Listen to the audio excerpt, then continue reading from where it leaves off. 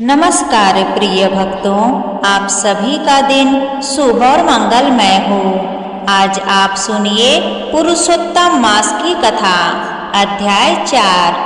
प्राचीन समय की बात है। नैमिषारण्य में अनेक ऋषि मुनि एकत्र होकर यज्ञ और सत्संग कर रहे थे। वहाँ सभी ऋषियों के मन में एक जिज्ञासा उत्पन्न हुई कि सभी महीनों में पुरुषोत्तम मास को इतना श्रेष्ठ क्यों कहा गया है। तब सभी ने आदर पूर्वक सूत जी महाराज से प्रश्न किया, हे महात्मान, कृपा करके हमें पुरुषोत्तम मास की महिमा विस्तार से बताइए।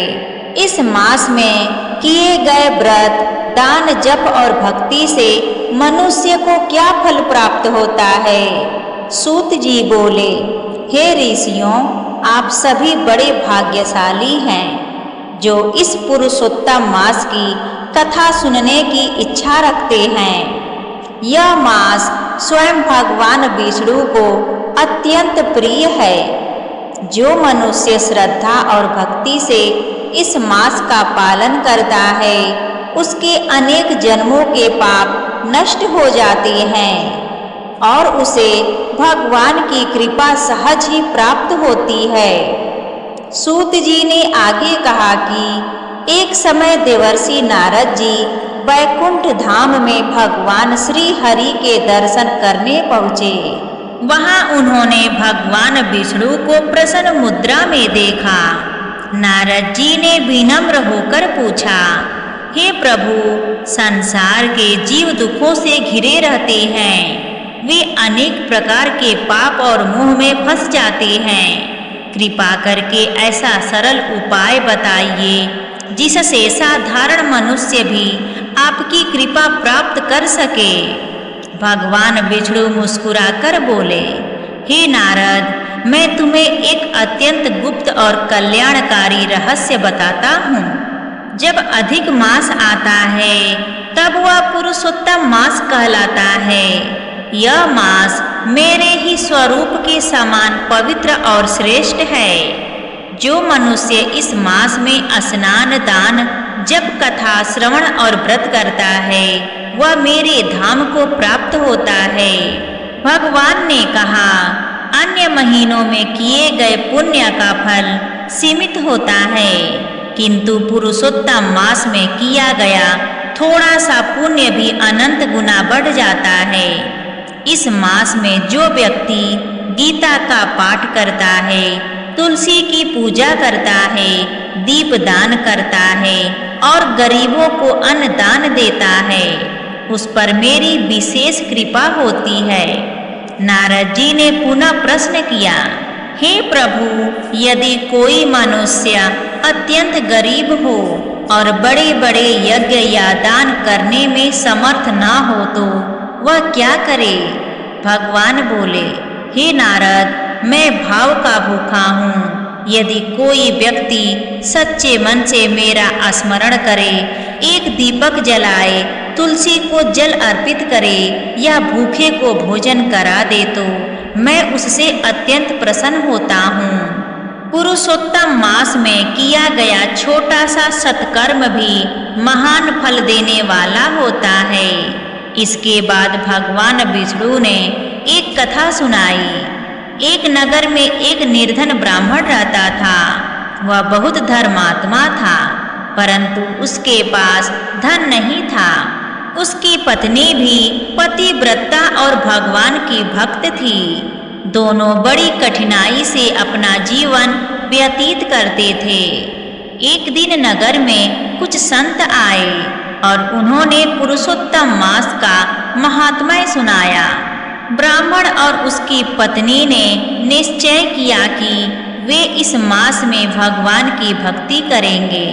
प्रतिदिन वे प्रातःकाल नदी में स्नान करते, भगवान विष्णु का स्मरण करते और तुलसी के पास दीपक जलाते।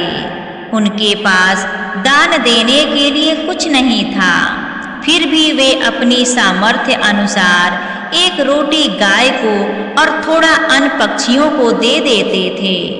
दिन भर वे ओम नमो भगवते वासुदेवाय मंत्र का जप करते और शाम के टाइम भगवान की कथा सुनते।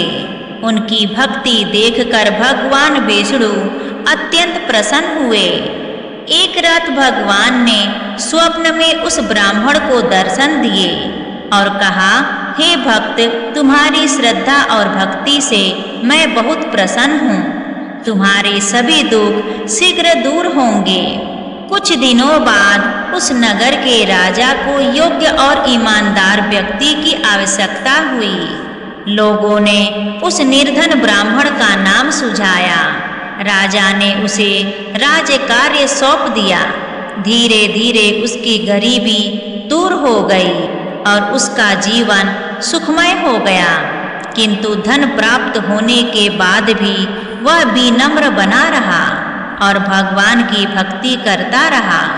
सूत जी बोले, हे ऋषियों, इस कथा से यह शिक्षा मिलती है कि पुरुषोत्तम मास में सच्चे मन से की गई भक्ति कभी व्यर्थ नहीं जाती है। भगवान केवल बाहरी दिखावा से प्रसन्न नहीं होते हैं, बल्कि निर्मल हृदय और सच्ची श्रद्धा को स्वीकार करते हैं। उन्होंने आगे कहा कि इस मास में क्रोध, लोभ, झूठ, निंदा और बुरे कर्मों से दूर रहना चाहिए। प्राणी मात्र पर दया करनी चाहिए। जो मनुष्य इस मास में संयम पूर्वक जीवन बिताता है, उसे मानसिक शांति और आध्यात्मिक सुख प्राप्त होता है। पुरुषोत्तम मास में विशेष रूप से इन कार्यों का महत्व बताया गया है। पहला, प्रातःकाल स्नान और भगवान का स्मरण करना चाहिए। दूसरा, श्रीमद् भागवत और विष्णु सहस्त्र नाम का पाठ करना चाहिए। तीसरा, तुलसी पूजा और दीपदान करना चाहिए। चौथा, ब्राह्मण का, गाय का, गरीब लोगों और जरूरतमंदों की सेवा करनी चाहिए। पांचवा, हरि नाम का जप और भजन कीर्तन करना चाहिए। छठवां, क्रोध और अहंकार का त्याग करना चाहिए। जो व्यक्ति इस मास में उपवास करता है और भगवान विष्णु की आराधना करता है, उसके घर में सुख समृद्धि आती है, परिवार में प्रेम बढ़ता है और जीवन में आने वाली बाधाएं दूर होती हैं। नारद जी ने भगवान से कहा, हे प्रभु, आपका यह उपदेश संसार के सभी लोगों के लिए कल्याणकारी है। मैं इसे पृथ्वी पर जाकर सभी को सुनाऊंगा। भगवान विष्णु बोले, हे नारद, जो मनुष्य पुरुषोत्तम मास की कथा सुनाता या सुनता है, वह पापों से मुक्त होकर अंत में मोक्ष को प्राप्त होता है। सूत जी ने अंत में कहा, हे मुनियों, पुरुषोत्तम मास केवल व्रत और नियम का महीना नहीं है, बल्कि आत्मशुद्धि और भगवान से जुड़ने का पवित्र अवसर है। इस मास में किया गया हर सत्कर्म अनेक गुना फल देता है। इसलिए प्रत्येक मनुष्य को श्रद्धा और भक्ति के साथ पुरुषोत्तम मास का पालन करना चाहिए। सभी ऋषि यह कथा सुनकर अत्यंत प्रसन्न हुए।